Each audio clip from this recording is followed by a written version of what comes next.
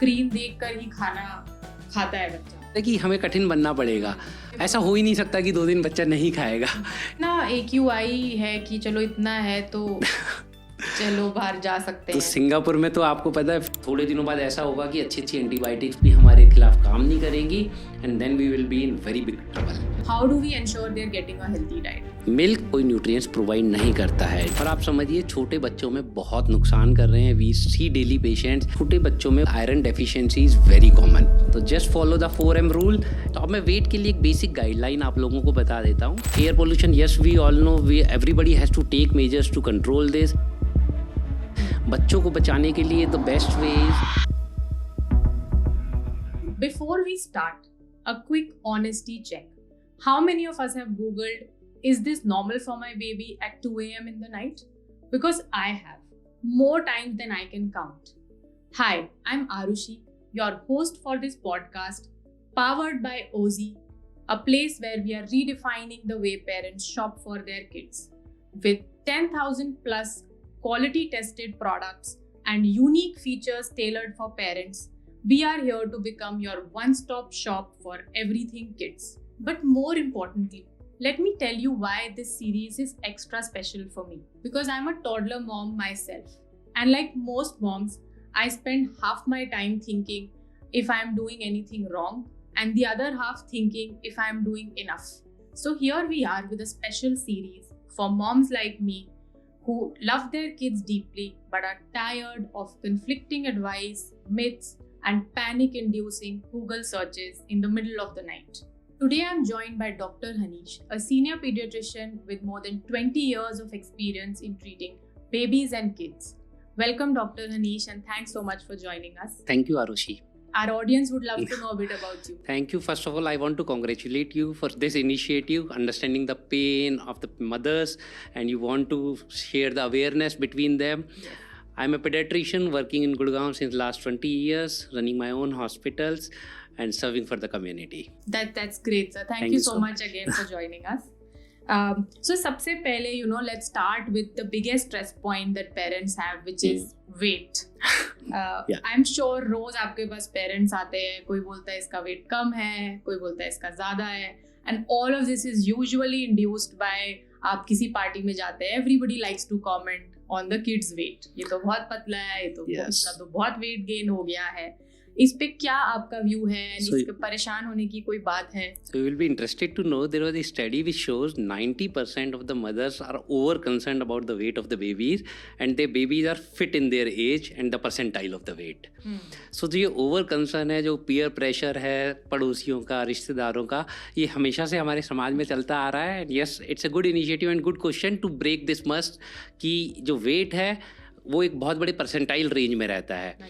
सो जो हमारा वेट का क्राइटेरिया जो WHO एंड CDC गाइडलाइंस भी फॉलो, दे सेज कि if the weight comes into the 5th to 85th centile of the BMI then it will be a normal weight range. ठीक है. And if it's more than 85 and below 95 then we call it as overweight, and if it's more than 95 percentile then we call it as obesity. And if it's less than 5th centile then we call it as underweight baby. तो आप देखिए एक बहुत बड़ा gap range है 5th से 85 तक. सो कोई बच्चा 6, 7, 8, 9, 10 तक भी हो सकता है और कोई 80 to 85 भी हो सकता है, and both are absolutely normal for their age. तो मेरी बस पेरेंट्स से एक ही रिक्वेस्ट है कि वेट के पीछे भागना बंद कीजिए. Your child should be happy, healthy, active, alert and communicating to you well. That's the main thing that we need to focus, and the healthy diet. तो अब मैं वेट के लिए एक बेसिक गाइडलाइन आप लोगों को बता देता हूँ. सो जनरली जो सेइंग है इन स्मॉल बेबीज़, जो बर्थ वेट होता है 5 months पे बच्चा डबल ऑफ बर्थ वेट हो जाता है. 1 year पे generally they comes to the 3 times of birth weight, and उसके बाद एक प्लेट्यू फेस आना शुरू हो जाता है and weight gains happen very slowly. Reason being बच्चा बहुत एक्टिव अलर्ट होता है, तो वो जितना खाता है उससे ज़्यादा खेलने में खर्च कर लेता है. तो ये बेसिक पैथोलॉजी आपको समझनी होगी. सो 2 साल पे जनरली 3 to 4 times, 3 year पे 5 times, एंड 5 साल पे आते आते भी 5 to 6 times ही वेट रहने वाला है. So again, don't panic for the weight gain. If your baby is not gaining weight good in the range part, feed digest नहीं कर रहा है, बहुत recurrent diarrheas हो रहे हैं, sick looking है, तो yes, consult your pediatrician. Otherwise, no need to panic. Got it. एक आपने टर्म यूज किया BMI. तो उसके बारे में इफ यू कैन टेल। सो जो BMI है वो हमारे वेट और हाइट को रिलेटिवली करके एक सेंटेंस कैलकुलेट करता है, जिससे कि हम वेट की उसकी परसेंटाइल रेंज का चार्ट है जो आप you can show to your parents and they can download it also, and उसके अकॉर्डिंगली आप घर पे बैठ के भी चेक कर सकते हैं कि मेरा बच्चा इस रेंज में ठीक है या नहीं है। तो 5 to 85 इट्स नॉर्मल, 5 से नीचे अंडरवेट, 85 से ऊपर overweight. Got it, understood. Thank you so much sir for helping us understand weight gain better. अब इसी से रिलेटेड सेकंड क्वेश्चन ही आता है पेरेंट्स का, और मेरा भी यही क्वेश्चन है कि बच्चों को हेल्दी कैसे खिलाएं, क्या मतलब है हेल्दी का, और आजकल जो इतना एक्सपोजर है उनको junk food, chocolates, how do we ensure they are getting a healthy diet? So thank you Arushi. So first of all I want to say, देखो जो पहले 5 साल होते हैं हमारे, वो हमारे बच्चों का बेस क्रिएट करते हैं। उनकी ग्रोथ हो रही होती है, उनकी मेंटल ग्रोथ हो रही होती है, तो उस समय एक हेल्दी बैलेंस्ड डाइट जिसमें कि carbs, proteins and fats sufficient quantity में हो, बहुत ज़रूरी है। अब एक चीज़ पेरेंट्स को समझनी होगी कि आजकल both the parents are working, दोनों बाहर रहते हैं, पीछे या तो नैनीज़ रहती हैं या बच्चे स्कूल्स में रहते हैं शाम तक, तो कहीं ना कहीं वो हम लैक कर रहे हैं जो हमारा डाइट पैटर्न है। तो हमें एक तो उसकी सुपरवाइज मॉनिटरिंग रखनी होगी कि हमारे बच्चे को एक हेल्दी डाइट जाए, उसके लिए हमें उनको एंकरेज करना होगा। इसीलिए जो फैमिली मील का कंसेप्ट है वो बहुत इंपॉर्टेंट है कि दिन में हम सब बिजी हैं, पर रात की जो फैमिली टाइम है उसमें एक मील हम सब साथ में खाएं, तो बच्चे आपको देख के मोटिवेट होते हैं। If you are eating healthy food, वो भी एंकरेज होंगे कि हमें, और एक हैबिट बनानी है कि जो हम खाएंगे वो ही बच्चा खाएगा। उनके लिए अलग से छोटी छोटी डिमांड्स पूरी नहीं करनी है। एंड आजकल मदर्स क्या करती हैं कि हर 2 घंटे में बच्चों को कुछ खाने को प्रोवाइड करती हैं। देखो एक चीज़ है, हमारा पेट है, उसको एम्प्टी होने में भी टाइम लगता है, तो ओवर अवेलेबिलिटी ऑफ एनीथिंग ना उसकी वैल्यू ख़त्म कर देता है। पहले के ज़माने में 4-5 घंटे में खाने को मिलता था, बच्चे खुश रहते थे and they eat in a good manner. आज मदर्स उसके पेट को खाली होने से पहले ही उसके लिए खाना प्रोवाइड कर देती हैं। तो this is also a very bad habit which is demotivating the practice of eating healthy in kids. ठीक है, तो हमें एक प्रॉपर टाइम गैप देना है कि 4 से 5 घंटे का सफिशिएंट टाइम गैप हो, देन हम बच्चे को एक अच्छी सर्विंग दें। अगर उसको भूख लगी होगी तो उसके लिए वो भी क्रेविंग क्रिएट करेगा, नहीं तो वो उसको बहुत बर्डन समझेगा और वो जंक खाना शुरू कर देगा। दूसरा, हमें घर में जंक्स नहीं लेके आना है, specially in kids less than 5 years, तो बिल्कुल भी नहीं। ठीक है यार, आएगा कहाँ से घर में? चॉकलेट्स भी हम ही ला के दे रहे हैं, चिप्स है, जंक्स हैं, मैगीज हैं, ये सब हम ला के दे रहे हैं, और आप समझिए छोटे बच्चों में बहुत नुकसान कर रहे हैं। वी सी डेली पेशेंट्स, किसी को सीवियर कॉन्स्टिपेशन है, किसी की ऑब्स्ट्रक्शन आ रही है, किसी की इम्यूनिटी इतनी पुअर हो गई है, तो कहीं ना कहीं तो we have to take the stand. ये बोलना मेरे लिए आसान है कि आप, बहुत से लोग कहते हैं सर आपने तो बता दिया कि नहीं खिलाना, पर हमारे लिए प्रैक्टिकली मुश्किल है। पर यार एक चीज़ समझनी होगी, आजकल 1-1, 2-2 बच्चे हो गए हैं, हमारे बच्चे का फ्यूचर हमें डिसाइड करना है। ठीक है, तो अगर हम सही पेरेंटिंग, एक सही गाइड और थोड़े से एक्स्ट्रा एफर्ट के साथ अपने बच्चे को हेल्दी रख पाएँ तो इसमें कोई बुराई नहीं है। और एक आपने बहुत अच्छा पॉइंट बोला कि प्रोटीन इंटेक बढ़ाना पड़ेगा हमें। तो ये वेजिटेरियन डाइट में प्रोटीन कैसे? तो ये एक बहुत बड़ा मिथ है कि वेजिटेरियन डाइट में प्रोटीन के कोई सोर्सेज नहीं है। तो देखो आपके पास सोयाबीन है, पनीर है, चीज़ है, देन उसके बाद पल्सेस हैं। तो घर की अगर आप वेजिटेरियन डाइट्स हैं घर में, तो एक बार दाल जरूर बननी है। तो बहुत से बच्चों को रहता है कि यार वो दाल नहीं पीते हैं, तो हम दाल का पराठा बना सकते हैं। ठीक है ना, उसको भी एक क्रिएटिव वे में अब छोटे बच्चे ना रोटी पराठा खाने में थोड़ा परेशान होते हैं, तो उसके लिए ना हमें थोड़े अट्रैक्टिव वेज बनाने होंगे। If you see in some reels also कि उसको हार्ट शेप दे दिया या कोई हमने कार्टून शेप दे दिया, तो it's just you need to do some extra efforts to make our kids eat healthy food. ठीक है, तो वो सबको करना पड़ेगा। और आपने दूसरा बोला कि कम से कम 4-5 घंटे का गैप देना। Proper gapping is very important in giving diets. तो बच्चे को क्रेविंग आनी चाहिए कि हाँ भाई मुझे टमी में भूख लग रही है। ठीक है, पर इसमें जैसे एक आदत होती है ना कि बीच में कुछ फ्रूट दे देते हैं या कुछ एग खिला देते हैं, तो वो फिर नहीं। तो देखो जो जनरल सेइंग है, there should be 3 major meals and 3 minor meals, they are more than suffice for a kid. ठीक है, तो अब आप 4 घंटे 24 घंटे को 6 मील भी डिसाइड करें तो वो 3 से 4 घंटे का गैप आ जाता है, even more than that, because night also comes in between, तो that's more than suffice for our kids. अच्छा चलिए ठीक है। अगला टॉपिक, विंटर में बच्चों का बीमार पड़ना। ऐसे लगता है कि पूरी सर्दी बच्चा बीमार ही रहता है, तो ये ऐसे क्यों होता है और इसके बारे में कुछ हम कर सकते हैं, कुछ गलत कर रहे हैं या ये नॉर्मल है? ठीक है, तो मैं आपको कॉमन मिथ्स बताता हूँ। तो जनरली पेरेंट्स को रहता है जो 1 से 4 से 5 साल के बच्चे होते हैं उस एज के बच्चों में साल में 3 से 4 बार बीमार पड़ना इज़ एब्सोल्युटली नॉर्मल, ठीक है ना। They are just growing up their immunities, चाहे आप माइल्ड यूआरआई इन्फेक्शंस हो या टमी अपसेट्स हो या कोल्ड हो, कफ हो, तो ये सब थोड़ा मोटा चलता रहेगा। आपको बहुत पैनिक एंड उसको ट्रीट करने की भी ज़रूरत नहीं होती है। Most of the infection in small babies are viral infections, जो कि जनरली 3 to 7 डेज़ के अंदर अपने आप सेटल हो जाते हैं। तो आपके चैनल के माध्यम से मैं लोगों को ये भी बताना चाहूँगा कि स्टॉप गिविंग एंटीबायोटिक्स अननेसेसरीली, अगर डॉक्टर ने उसको इंडिकेट नहीं किया है तो, क्योंकि ये हमारे लिए एक नया इमर्जिंग एपिडेमिक बन के आ रहा है, एंटीबायोटिक रेजिस्टेंस। थोड़े दिनों बाद ऐसा होगा कि अच्छी अच्छी एंटीबायोटिक्स भी हमारे खिलाफ काम नहीं करेंगी and then we will be in very big trouble. दूसरी चीज़, जो छोटे बच्चे होते हैं वो प्ले स्कूल में जाना शुरू कर देते हैं और स्कूल जाना शुरू कर देते हैं। अब आप फिजियोलॉजी समझिए, तो एक स्कूल में 50 बच्चे हैं क्लास में, 2 बच्चे बीमार हैं, 30 बच्चे नहीं हैं, 40 बच्चे नहीं हैं, तो क्रॉस इन्फेक्शन की टेंडेंसीज बहुत हाई होती हैं। तो जो स्कूल एज होती है उसमें बच्चों का बीमार होना थोड़ा ज़्यादा हो जाता है। अगर आप देखेंगे समर वेकेशन में बच्चे बीमार कम पड़ते हैं, विंटर वेकेशन में बच्चे बीमार कम पड़ते हैं, तो वो भी एक नॉर्मल फिजियोलॉजी है, उसको आप अवॉइड नहीं कर सकते। विंटर्स एज पर से डोंट से कि विंटर्स आते ही बच्चे बीमार हो जाएंगे या बहुत ओवर क्लोथ हमें बच्चों को करना है, ये भी एक मिथ है कि भैया हम 5 लेयर 6 लेयर, तो जो लेयर्स की कैलकुलेशन है, जितनी लेयर्स अडल्ट को चाहिए होती हैं, बड़े बच्चों को same layers are fine, and small babies less than 1 year जितनी लेयर्स हमें क्लोथिंग की चाहिए उससे एक एक्स्ट्रा लेयर उनको चाहिए होती है। The most important thing is कि विंटर वाले टाइम में ना, specially in Delhi NCR, pollution is at very high peak levels और आउटडोर एक्टिविटीज़ बच्चों में रोक पाना इज़ बिट डिफ़िकल्ट। तो बाहर इतना गंदा पॉल्यूशन है, तो इसलिए वी सजेस्ट कि इस टाइम में पर्टिकुलरली अवॉइड आउटडोर गेम्स। शाम को 6 बजे के बाद घर में ही आपको एंकरेज करना है कि बच्चा घर पे ही कुछ प्ले एक्टिविटी में इन्वॉल्व हो, either you need to play with them, so बच्चों में बीमार होने की टेंडेंसीज ऑटोमेटिकली कम हो जाएगी। और सर्दियों में तो इतना अच्छा ग्रीन वेजिटेबल्स आता है, मेथी आता है, पालक आता है, बथुआ आता है, आप बच्चों में मोटिवेट कीजिए, रायता बनाना है, पराठास बनाने हैं, तो they are very rich source of antioxidants, vitamin Cs and different minerals. तो ये आपके बच्चों की इम्यूनिटी को भी बूस्ट अप करेंगे और उसमें हेल्प करेंगे। और इसके अलावा कोई होम रेमेडीज जो एक्चुअली काम करती हैं, जैसे खांसी है, जुकाम है, तो बहुत चीजें हमें बोलते हैं लोग, ऐसे कर लो वैसे कर लो, कुछ करना क्या चाहिए और क्या नहीं करना चाहिए? So home remedies are always good.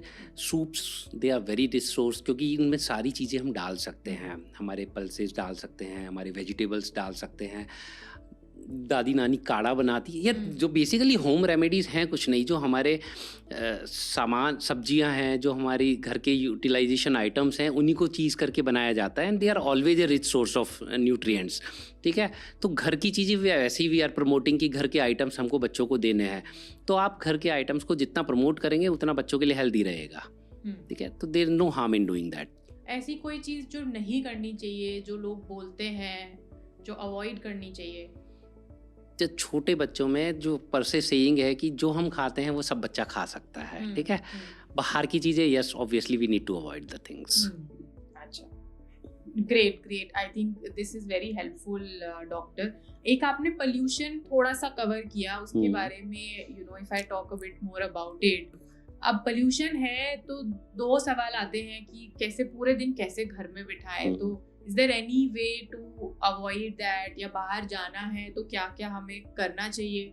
और दूसरा, इसका थोड़ा सा लॉन्ग टर्म इम्पैक्ट क्या हो सकता है, which you know we should be aware? कुछ पैनिक करने की जरूरत है क्या, क्योंकि अब कई साल बच्चा ऐसे पोल्यूशन में बड़ा होगा।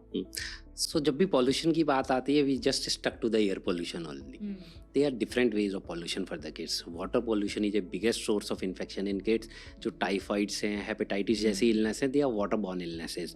तो हमें एक तो घर के वाटर सोर्स को चेक करना है, उसको क्लीन, मेंटेन, हाइजीन रखना है, बच्चों में वाटर ड्रिंकिंग की हैबिट्स को प्रमोट करना है। As we all know, our body 70% is water content.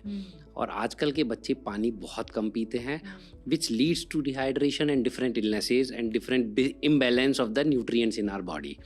तो वाटर ड्रिंकिंग को प्रमोट करना है हमें बच्चों में, ताकि वो हाइड्रेशन मेंटेन रहेगा and they will become healthy. दूसरा, एयर पॉल्यूशन। तो air pollution, yes we all know, we everybody has to take measures to control this. बच्चों को बचाने के लिए द बेस्ट वे इज़ कि आप दिन के टाइम में प्रमोट कीजिए कि वो बाहर खेल सकते हैं दोपहर में। शाम के टाइम वी जनरली अवॉइड, क्योंकि उस टाइम पे air pollution is at its peak level. तो उसके लिए हमको छोटी छोटी एक्टिविटीज़ कुछ घर पे क्रिएट करनी पड़ेंगी. Either if the parents are at home they get involve with them, और आपस में अगर 2 बच्चे हैं या group of kids in the surroundings are there, then we can encourage them to play together, so that वो घर पे कुछ ना कुछ एंगल रहे हैं, अपने एक दूसरे के साथ खेलते रहें.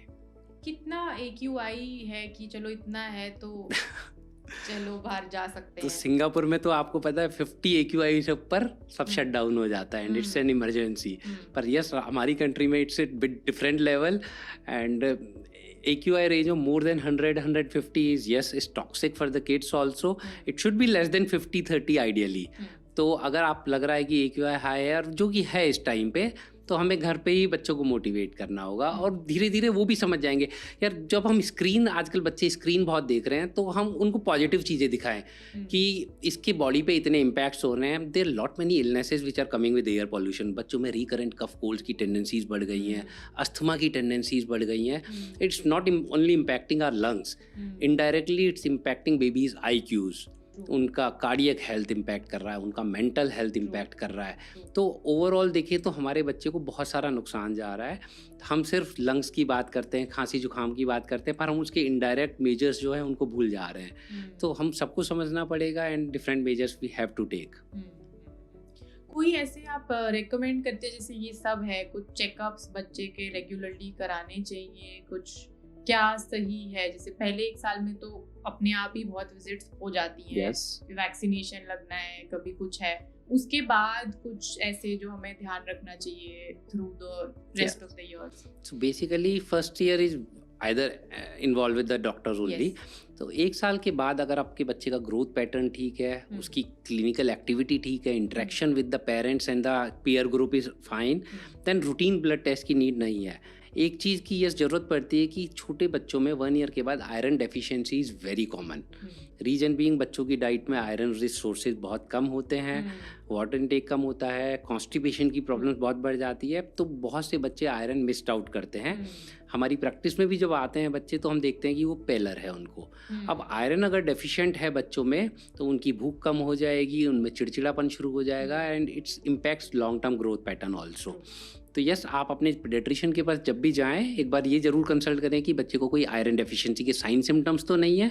और अगर उनको क्लिनिकली भी लग रहा है, तो you can check the CBC pattern, जिसमें कि हम haemoglobin and different iron patterns को चेक कर सकते हैं. अच्छा. यस. तो फिर ड्रॉप्स, आयरन तो डिफरेंट मेजर्स, डाइट से भी ठीक हो सकता है, and if it's less than a certain level, then yes we need to give the supplemental medicines also. Got. Okay.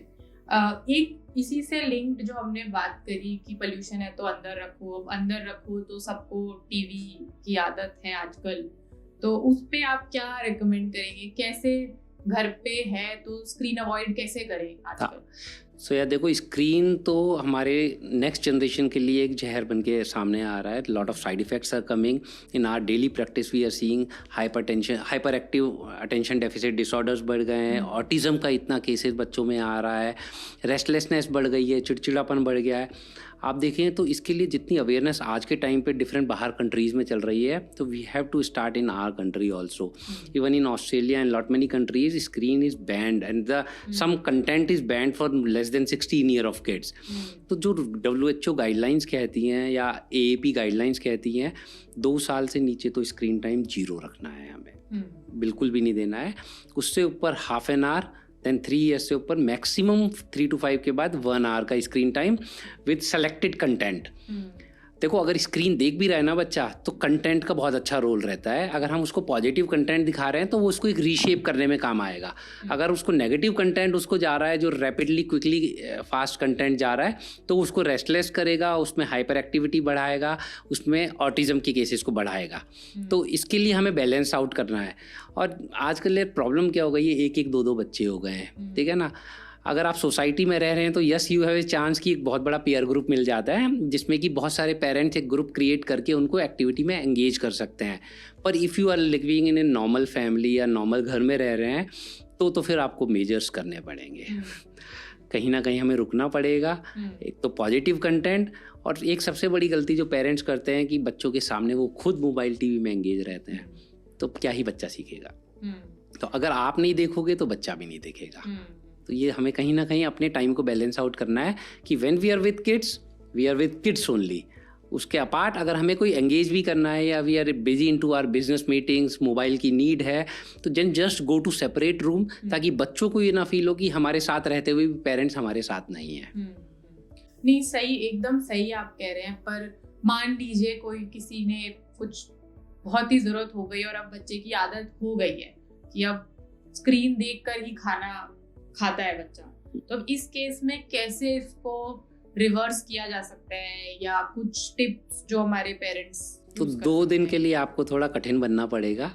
आप बच्चे को स्ट्रिक्टली बोलेंगे, there should be some positive rules at home कि ये गलत है तो गलत है।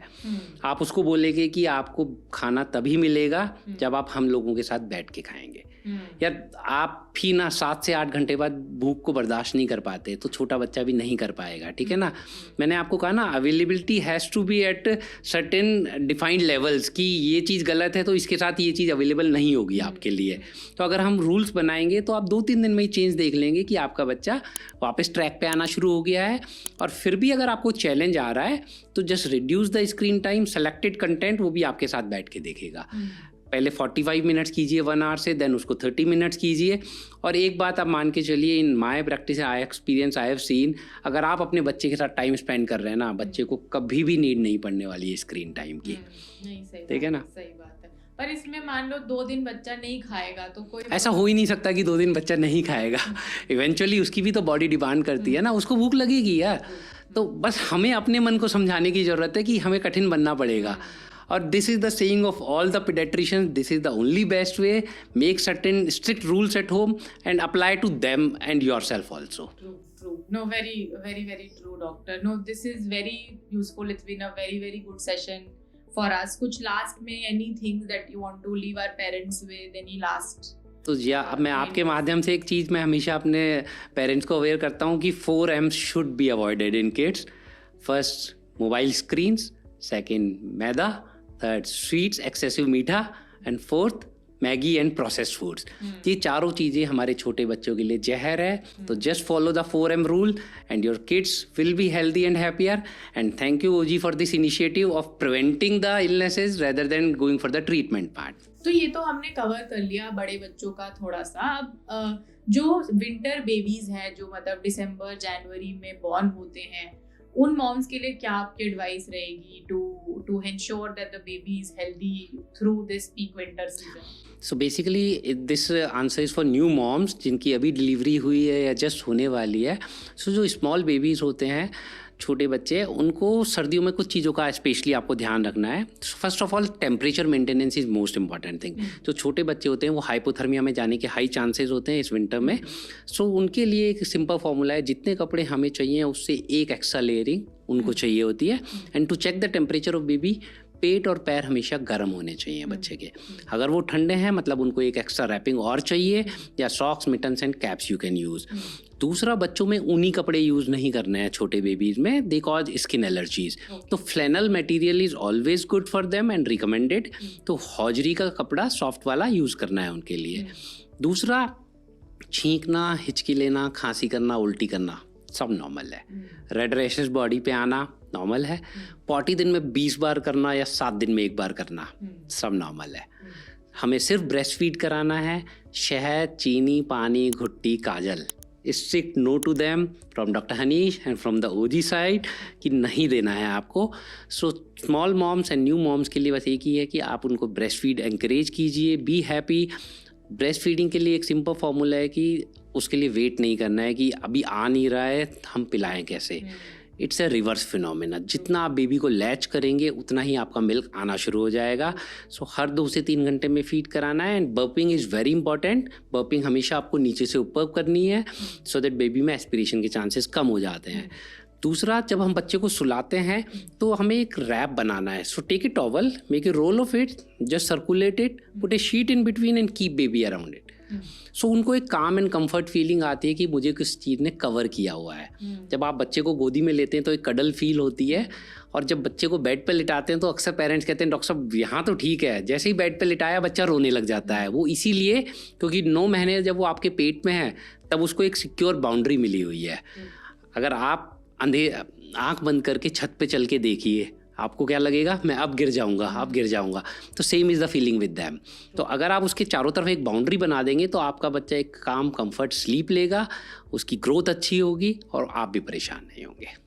नहीं, तो इन छोटे छोटे मेजर्स को हम करेंगे तो हमारे बच्चे की जर्नी थोड़ी स्मूथ बन जाएगी. और इसके बाद जैसे पहले 3-4 महीने की हो गई, उसके बाद आजकल ये भी सब पूछते हैं कि हम कब इसको खिलाना शुरू करें और क्या शुरू करें. तो उसमें what is the right recommendation कि किस एज पे खाना शुरू कर सकते हैं और क्या क्या देना चाहिए शुरू में? सो जो रिकमेंडेशंस हैं WHO की कि 6 महीने के बाद हम वीनिंग डाइट शुरू करते हैं बच्चों की. After the completion of 6 months you can start with single grain food, moong dal, khichdi, daliya, Cerelac, suji kheer, rice kheer, apple puree, mash banana, sweet potato, chiku, papaya. So these are the different foods. तो इसकी गाइडलाइन है कि आप एक फूड से शुरू कीजिए, 5 से 10 दिन उसका टेस्ट डेवलप कीजिए and then jump on to the second food. Parents गलती क्या करते हैं, सुबह उसको दाल की ट्राई कर रहे हैं, शाम को उसको खिचड़ी ट्राई कर रहे हैं, रात को उसको खीर ट्राई. यार अगर आज मैं वेजिटेरियन हूँ और कोई मुझे एग की हैबिट डाले तो मैं जब तक 10 दिन उसको रेगुलर नहीं खाऊंगा ना, तब मुझे कहीं जाके हैबिट पड़ने वाली है. तो same is the funda with kids also. Start with one diet, follow up to 7 to 10 days, develop the taste and then अगर उसके बाद भी वो नहीं ले रहा है देन वी कॉल कि बेबी को पसंद नहीं है, रिजेक्ट है, तब दूसरे पे जाइए. और उसको पसंद भी आ गया तो दूसरी को ऐड ऑन कर दीजिए. एक मेन चीज़ कि हमें छोटे बच्चों में 1 साल तक तो बिल्कुल सॉल्ट एंड शुगर नहीं देना है. They are long term hazards on babies. उनमें डायबिटीज़, हाइपरटेंशन के चांसेस बहुत हाई हो जाते हैं. उसके बाद हम ग्रेजुअली इंट्रोड्यूस करते हैं. So these are the food diets which you need to start with the baby, nothing else. और किस एज पे ऐसे होता है कि कोई खाने की चीज एक मील रिप्लेसमेंट बन सकती है? मतलब बहुत पेरेंट्स कहते हैं कि ये इसको दूध ही पीना है, खाना नहीं खाता है. तो किस एज पे ऐसा रहता है कि अब बेबी कम से कम एक मील ठीक से खाए? यस. सो 9 महीने तक milk is the primary diet. You just developing the taste and baby को अडॉप्ट करा रहे हैं डिफरेंट सेमी सॉलिड फूड्स के लिए. 9 महीने के बाद देयर इज ए सेइंग कि 3 meals and 3 milk they are sufficient for the baby. तो दिन में 3 बार खाना खिलाना है, ब्रेकफास्ट, लंच एंड डिनर.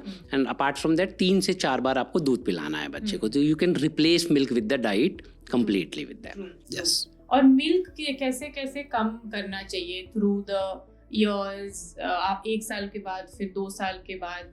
और रात में जो बच्चे आजकल बॉटल से मिडल ऑफ द नाइट भी दूध पीते हैं, तो उसको कैसे हटा सकते हैं? तो 6 महीने से छोटे बच्चों में तो milk is the primary diet. Yes, you need to feed them. 6 से 9 महीने के बीच again milk is the primary diet, but yes weaning food should be introduced. 9 months के बाद half milk is replaced by the weaning diet. 1 year के बाद only 3 times of milk is fine. 2 साल के बाद दिन में 2 बार 150 से 200 ml दूध is more than sufficient. Milk हमारे बच्चों में बाद में कोई न्यूट्रिएंट्स प्रोवाइड नहीं करता है, जस्ट सैटिस्फाई कंप्लीट कर रहा है. तो semi solids and solid diets are the key role players in elder babies. Fine. And हमने देखा है कि जो बड़े बच्चों में कॉन्स्टिपेशन की प्रॉब्लम भी इसलिए बढ़ रही है क्योंकि they are completely on milk diet.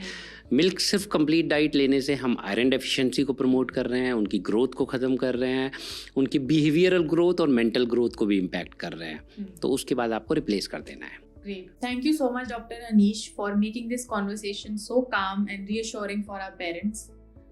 To everyone listening, if you enjoyed this conversation, do share it with other parents who might need it, and comment down below with any more questions you would want us to cover in the next episode. Follow OZ for more expert-led content, and don't forget to like, share, and subscribe, and we'll see you in the next episode. And for all your parenting needs, do check out OZ, your one-stop shop for everything you might need for kids, delivered within 30 minutes in all of Gurgaon.